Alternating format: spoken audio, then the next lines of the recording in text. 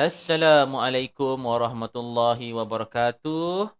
Selamat datang kepada anda semua ke kelas PDPR online kita pada hari ini.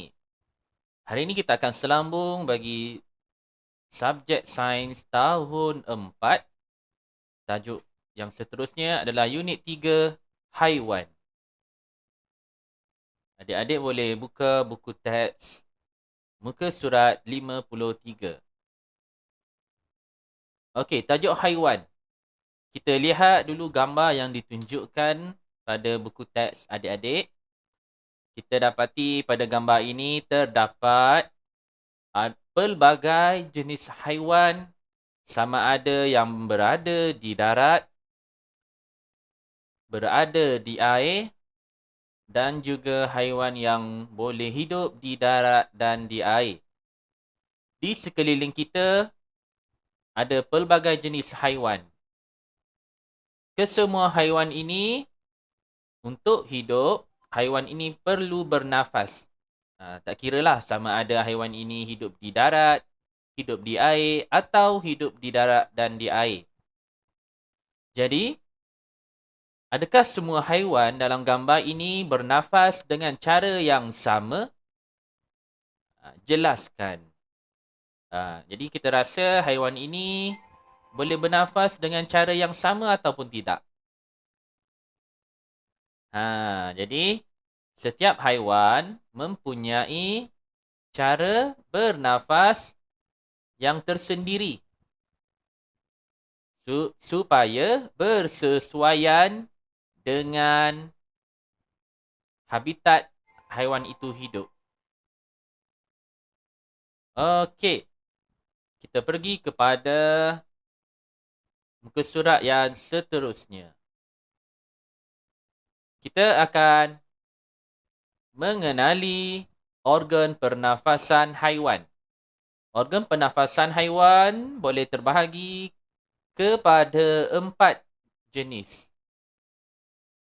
Jenis organ pernafasan haiwan yang pertama adalah peparu. Jadi kebiasaannya haiwan yang tinggal di darat bernafas dengan menggunakan peparu. Sebagai contoh seperti lembu, ayam, kambing, burung dan sebagainya. Jadi haiwan ini bernafas dengan menggunakan peparu. Jadi contoh peparu kita boleh tengok pada peparu lembu ini. Ini dinamakan peparu. Boleh? Ini peparu lembu. Manakala ini pula adalah peparu ayam. Jadi kebiasaannya haiwan yang hidup di darat bernafas dengan menggunakan peparu. Kita pergi kepada organ pernafasan haiwan yang kedua, iaitu spiracle. Jadi spiracle, haiwan seperti serangga bernafas dengan menggunakan spiracle. Contohnya seperti belalang. Apa itu spiracle? Jadi spiracle ini adalah liang-liang pernafasan yang terdapat di dalam kutikel serangga. Kutikel serangga ni adalah bahagian kulit luar serangga tersebut. Jadi kita tengok pada gambar belalang ini, pada badan belalang ini kita nampak ada lubang-lubang di bahagian kutikel serangga ini. Jadi lubang-lubang itu adalah spiracle, yang mana itu adalah liang-liang pernafasan yang membolehkan serangga ini bernafas melalui liang-liang ini. Okey, kita pergi kepada yang ketiga adalah insang. Kebiasaannya, haiwan yang tinggal di air bernafas dengan menggunakan insang. Contohnya seperti ikan. Kita lihat insang ni ikan. Okay. Ni insang ikan. Kemudian ada insang ketam. Okay. Adik-adik boleh lihat di dalam buku teks adik-adik. Jadi insang ni kebiasaannya adalah organ pernafasan untuk haiwan yang hidup di air. Seperti ikan, ketam, udang, sotong dan sebagainya. Organ pernafasan haiwan yang keempat adalah kulit lembap. Haiwan seperti cacing bernafas melalui kulit lembap. Jadi, kita lihat kepada gambar cacing ini, kita lihat kulit cacing ini adalah lembap. Kenapa kulit cacing ini lembap? Untuk membolehkan cacing ini bernafas melalui kulit lembapnya. Jadi, soalan cikgu, cuba adik-adik fikir. Apa yang akan berlaku kepada cacing sekiranya badan cacing itu kulit dia kering? Apa akan berlaku? Apa akan berlaku? Agak-agak cacing itu boleh bernafas ataupun tidak. Jadi adik-adik cuba fikir ya. Okey, kita pergi kepada muka surat yang seterusnya. Aktiviti Ria. Kenali organ pernafasan ikan. Alat dan bahan. Pertama yang kita perlukan adalah ikan. Kedua, dulang spesimen. Sarung tangan. Forceps. Kanta tangan. Kertas A4. Dan pen penanda. Jadi aktiviti ini senang sahaja kalau nak buat. Langkah pertama, letakkan ikan segar di atas dulang spesimen. Langkah kedua, buka bahagian penutup insang dengan menggunakan forceps. Forceps ni macam penyepit gitulah. Ketiga, perhatikan insang ikan dengan menggunakan kanta tangan. Keempat, lakarkan insang pada kertas A4. Kemudian labelkan. Jadi aktiviti ni kita nak tengok organ pernafasan ikan. Bagaimana rupa bentuk insang ikan tu. Jadi bila kita dapat tengok insang ikan, adik-adik boleh cuba lakarkan gambar yang menunjukkan insang ikan. Tengok gambar yang keempat ni, contoh yang contoh lakaran yang dibuat oleh murid dalam gambar ni.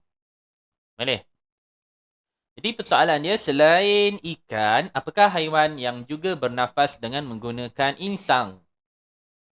Apa dia? Seperti yang cikgu sebutkan pada awal tadi. Kan? Seperti ketam, udang, sotong dan sebagainya.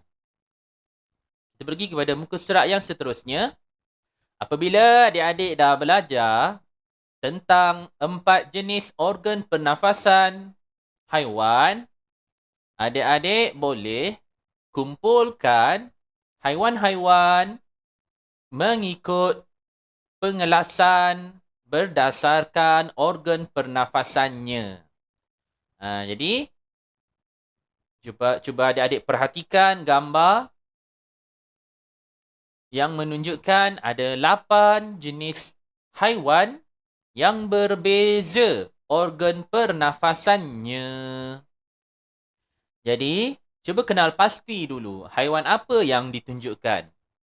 Okey, pertama kita ada ketam, beluncas, berudu, cacing, lintah, kucing, kupu-kupu dan buaya. Okey, jadi ke-8 haiwan ini boleh dikelaskan mengikut organ pernafasannya, iaitu sama ada peparu, insang, kulit lembap dan spirakel. Jadi nak mengelaskan senang sahaja. Buat peta pokok. Letakkan dulu tajuk dia, organ pernafasan haiwan, dan dipecahkan kepada 4 kumpulan.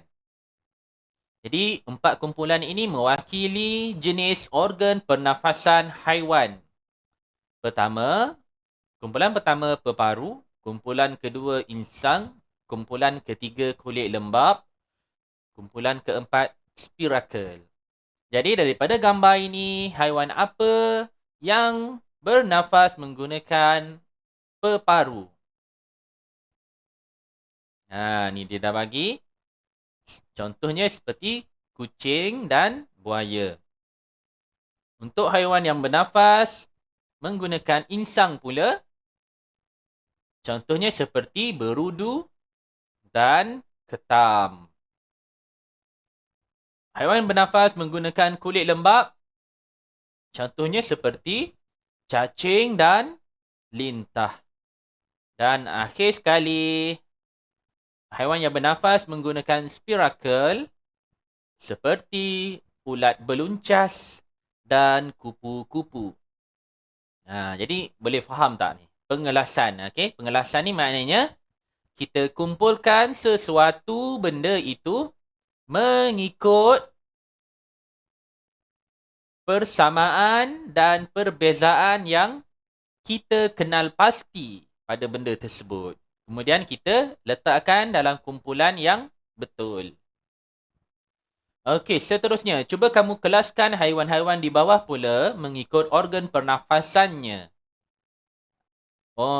Jadi untuk kambing dulu. Okey, kambing. Organ pernafasan kambing adalah pada kumpulan yang mana? Adakah peparu, atau insang, atau kulit lembap, atau spiracle? Boleh?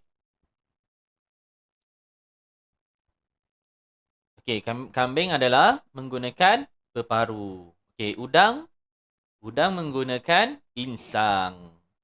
Pacat menggunakan kulit lembap. Semut bernafas menggunakan spiracle. Okey, boleh faham. Seterusnya,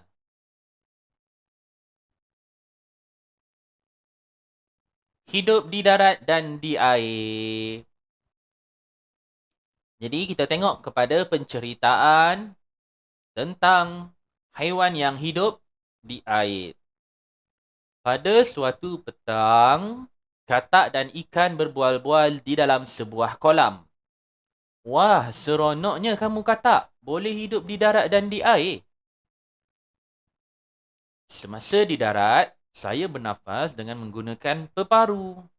Semasa di air pula, saya bernafas dengan menggunakan kulit lembap. Okey, jadi kita lihat ditunjukkan pada gambar ini adalah organ peparu bagi katak. Jadi apabila katak ini berada di darat, katak bernafas dengan menggunakan peparu. Sebaliknya, apabila katak ini masuk ke dalam air, katak akan bernafas dengan menggunakan kulit lembap. Okey. Seterusnya. Patutlah saya hanya boleh hidup di air sahaja kerana saya hanya ada satu organ pernafasan, iaitu insang. Jadi ini insang ikan. Jadi, untuk pengetahuan adik-adik, terdapat juga haiwan yang mempunyai lebih daripada satu organ pernafasan. Kita lihat kepada info sains. Selain katak, haiwan lain yang mempunyai lebih daripada satu organ pernafasan ialah Cecilia dan salamander atau newt yang bernafas melalui peparu dan kulit lembap. Untuk Cecilia, hidup di kawasan tropika, manakala salamander atau newt tidak terdapat di negara kita. Haiwan ini hanya hidup di kawasan beriklim sejuk dan sederhana. Jadi, apa itu Cecilia?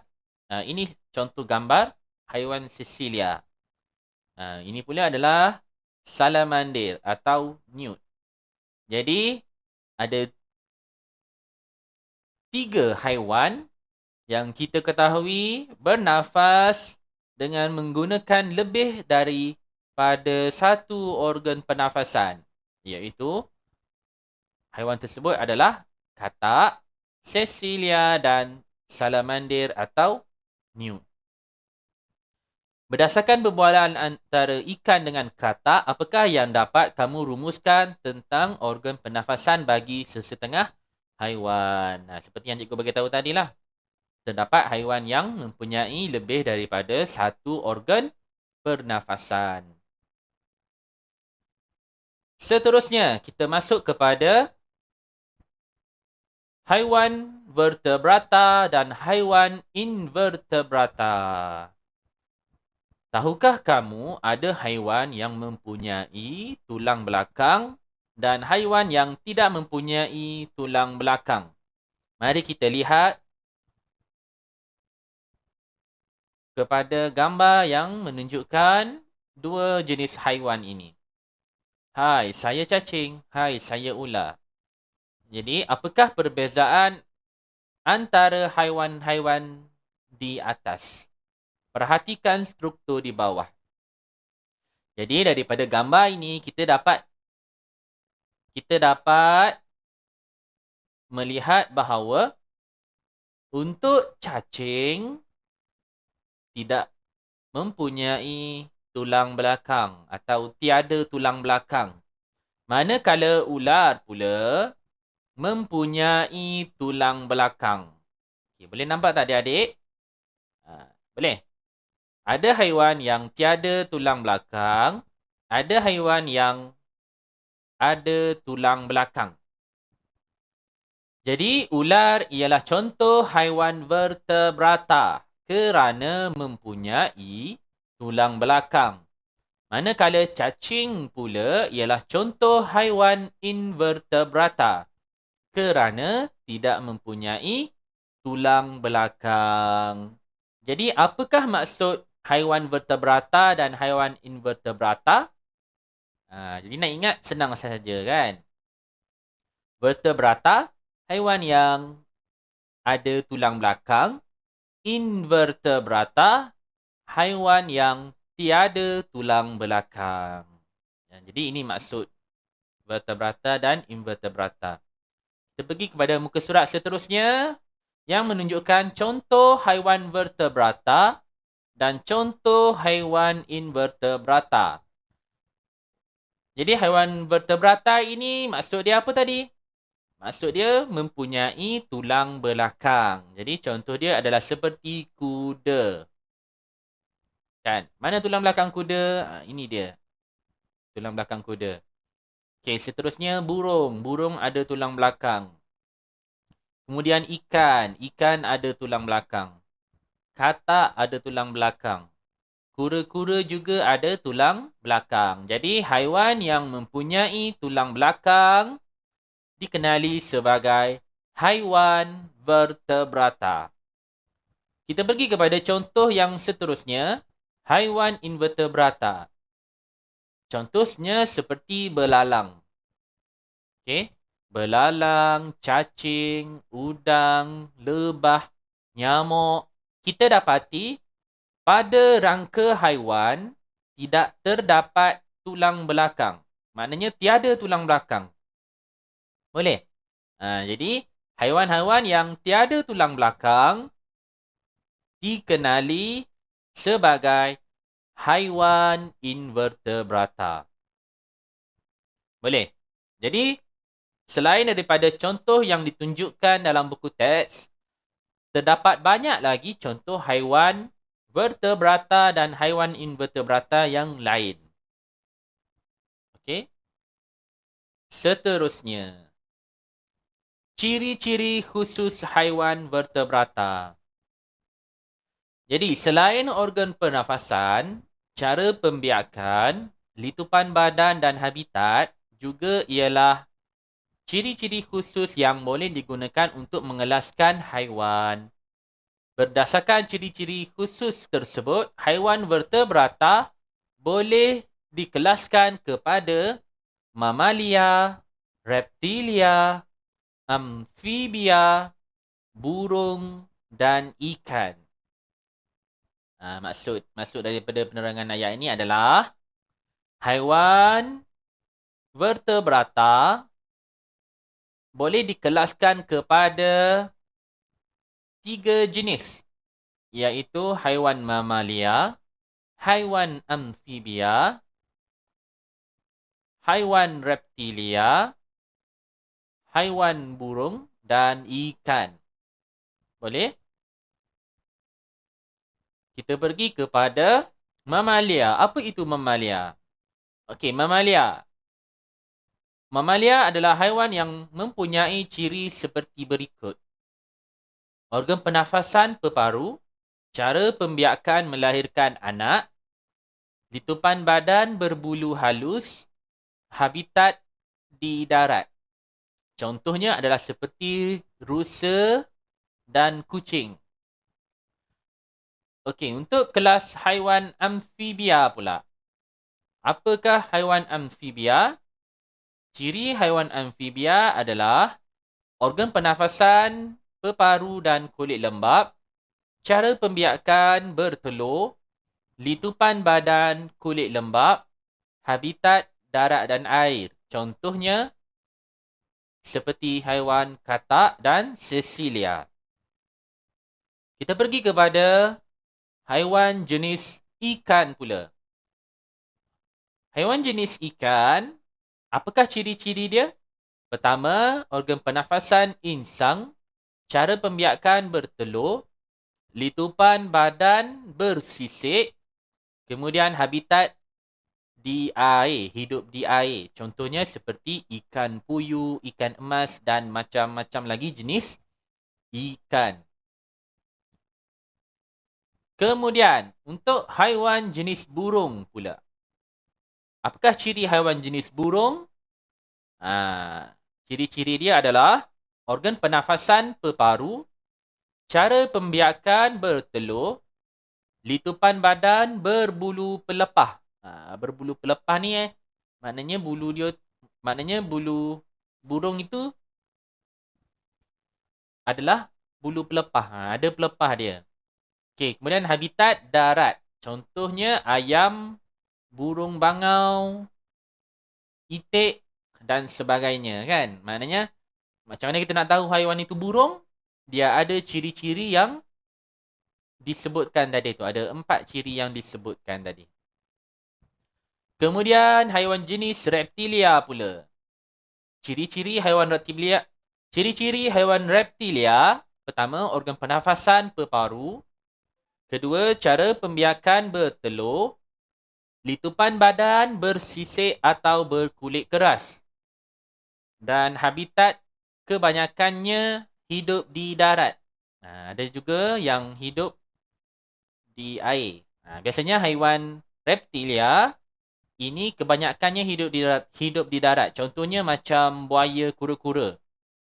Jadi untuk buaya dan kura-kura ni kebanyakan daripada masa dia hidup, dia banyak meluangkan masa di darat berbanding di air. Biasanya haiwan seperti kura-kura dan buaya, kalau dia masuk ke air hanya untuk cari makanan saja. Tapi kalau untuk tempat tinggal dia, biasanya haiwan ini menghabiskan banyak masa hidup di darat. Okey, kita pergi kepada info sains. Paus. Okey. Jadi paus hidup di laut tetapi dikelaskan sebagai haiwan mamalia kerana dapat melahirkan anak dan bernafas dengan menggunakan peparu. Jadi kebanyakan haiwan mamalia adalah hidup di darat. Tetapi berbeza dengan ikan paus. Jadi ikan paus ini mempunyai ciri-ciri mamalia seperti dia melahirkan anak dan bernafas dengan menggunakan peparu. Yang mana dua ciri ini sama dengan haiwan mamalia punya ciri. Jadi paus adalah haiwan mamalia yang hidup di air atau laut. Seterusnya kita tengok persoalan yang utarakan pada kotak ini. Mengapakah ikan lumba-lumba kerap naik ke atas permukaan air walaupun habitatnya di dalam air? Jadi adik-adik rasa ikan lumba-lumba ini tergolong dalam jenis haiwan yang mana? Sama ada mamalia, amfibia, ikan, burung atau reptilia? Ya, ikan lumba-lumba adalah tergolong dalam kumpulan haiwan mamalia. Okey? Jadi ikan lumba-lumba ni sama dengan ikan paus, mamalia yang hidup di air. Seterusnya, kelawar. Okey, kita lihat pula kelawar. Kelawar ialah haiwan mamalia yang dapat terbang dan tidak dikelaskan sebagai burung. Persoalannya, kenapa kelawar tidak dikelaskan sebagai burung? Kerana kelawar membiak dengan cara melahirkan anak. Kan? Dan kelawar mempunyai litupan badan tidak berbulu pelepah. Maknanya, kalau burung, mesti litupan badan dia berbulu pelepah. Tetapi kelawar ini, walaupun dia ada sayap, tapi bukan litupan badan jenis berbulu pelepah. Boleh? Okey.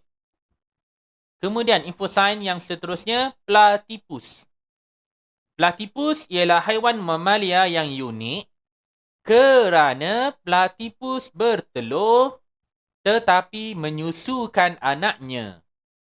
Platypus menghabiskan masanya lebih lama di air berbanding dengan di darat. Jadi, platypus adalah haiwan mamalia yang bertelur tetapi menyusukan anak. Kerana kita tahu, untuk haiwan yang melahirkan anak, selalunya haiwan yang melahirkan anak akan menyusukan anak dia. Contoh, kalau kita tengok kucing, bila kucing melahirkan anak, mesti ibu kucing akan menyusukan anak dia. Betul tak? Kalau kita tengok ayam, ayam bertelur. Jadi, bila anak ayam sudah menetas, kita dapati anak ayam, maknanya ibu ayam tidak menyusukan anak dia. Kan? Maknanya, haiwan yang melahirkan anak, menyusukan anak, manakala haiwan yang bertelur tidak menyusukan anak. Jadi, keadaan ini tidak terpakai untuk platypus kerana walaupun platypus membiak dengan cara bertelur, tetapi platypus menyusukan anak dia. Boleh? Jadi ini adalah contoh pengecualian haiwan mengikut jenis dia, kan? Okey, kita pergi kepada muka surat seterusnya. Aktiviti RIA. Kelaskan haiwan vertebrata. Alat dan bahan, kad gambar haiwan, kad manila dan pen penanda. Langkah-langkah dia. Bina satu jadual pengelasan haiwan vertebrata mengikut kreativiti kamu. Kemudian lantik seorang wakil kumpulan untuk digantungkan kad gambar haiwan tanpa dia melihatnya. Langkah kedua, wakil kumpulan tersebut perlu bertanya tentang ciri khusus haiwan vertebrata seperti cara pembiakan, organ pernafasan, litupan badan dan habitat kepada rakan yang lain. Rakan-rakan hanya dibenarkan menjawab ya atau tidak. Jadi ini aktiviti. Ada lagi langkah dia. Selepas soal jawab, murid tersebut perlu meneka kelas haiwan vertebrata bagi kad gambar haiwan yang digantungkan padanya. Jika jawapan betul, murid berkenaan akan melekatkan kad gambar tersebut pada jadual pengelasan haiwan vertebrata di hadapan kelas. Jika jawapan salah, murid berkenaan boleh bertanyakan soalan tambahan tentang ciri-ciri lain haiwan vertebrata dengan bimbingan guru. Jadi aktiviti ini hanya boleh dilakukan secara berkumpulan sahaja, kan?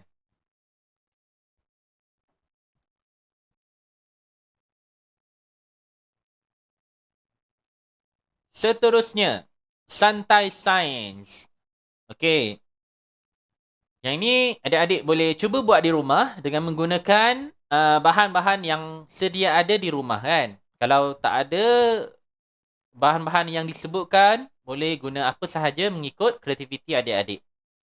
Okey, santai sains membuat kad sinar X rangka haiwan. Langkah-langkah: hasilkan perhiasan berbentuk kad sinar X rangka haiwan vertebrata mengikut kreativiti kamu.